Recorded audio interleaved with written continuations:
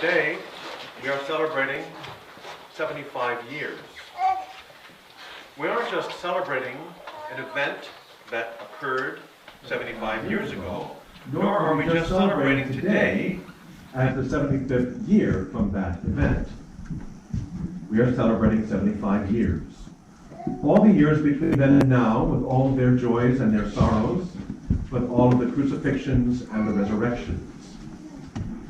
And we need to do so with an eye to the future. We can't say what the future holds, except that we can be sure of more joys and sorrows, of more crucifixions and resurrections.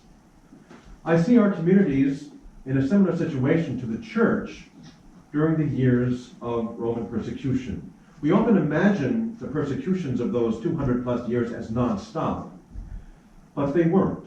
Anti-Christian policies always on the books were not always enforced, not at every time nor in every place. Generations passed in relative peace, which made some Christians complacent, putting them off guard when new outbursts of persecution arose.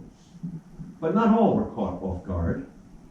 St. Anthony the Abbot, whose feast is today, set out for the desert for a life of what St. Jerome called white martyrdom during one of those peaceful periods. And while none here need aspire to that sort of asceticism, we need at least to join him in guarding ourselves against complacency by fidelity to our religious profession. Now, I don't mean to dampen today's celebration with any dire predictions, but if we truly lived in the spirit of the martyrs, as our forebears at the original center did, we would not look to the future with dread, regardless of what that future may hold. This would be true even if we weren't St. Benedict's Center and the slaves of the Immaculate Heart of Mary, even if we were just committed, faithful Catholics living in this post-Christian, anti-Catholic world. From the days of St. Ignatius of Antioch to the days of St. John de Brebeuf to our own day, saints have welcomed, even prayed for, witnessing to Christ with their lives. The original community in Cambridge had good reason to associate themselves with such witness.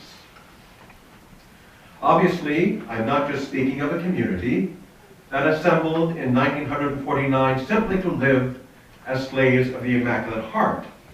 That much was true, but it's not the whole story.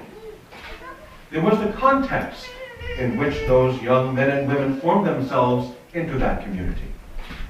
Knowing that context, knowing what church doctrine they were persecuted for defending, by knowing that you will see more in the title Slaves of the Immaculate Heart of Mary than at first glance. Slavery is a negative word these days, implying as it does forced servitude, forced involuntary servitude. But it doesn't have to imply that. There must be a willing slavery that people live out of love. The servitude that Jesus himself lived, as he said, "The Son of Man came not to be served, but to serve, and to give his life as a ransom for many." And this, as we know, is a two-way slavery. As he made himself a slave for love of us, so must we make ourselves slaves for love of him.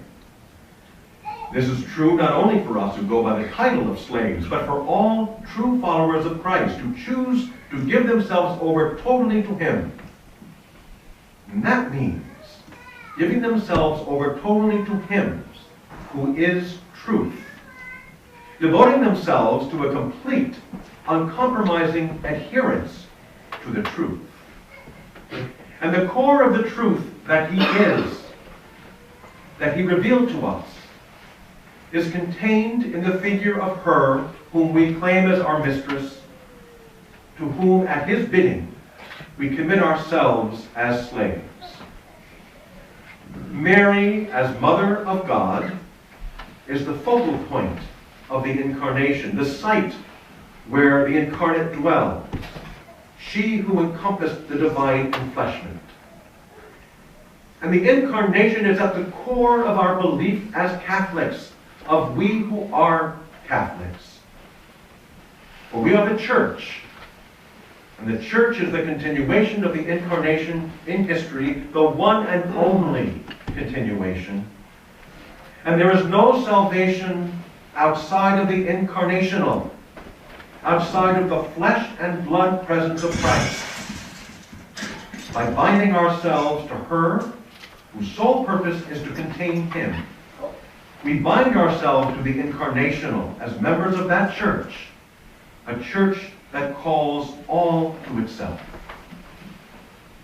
Finally, there is the combining of St. Louis Marie's slavery to Mary with the Fatima devotion to her Immaculate Heart. It is vitally important.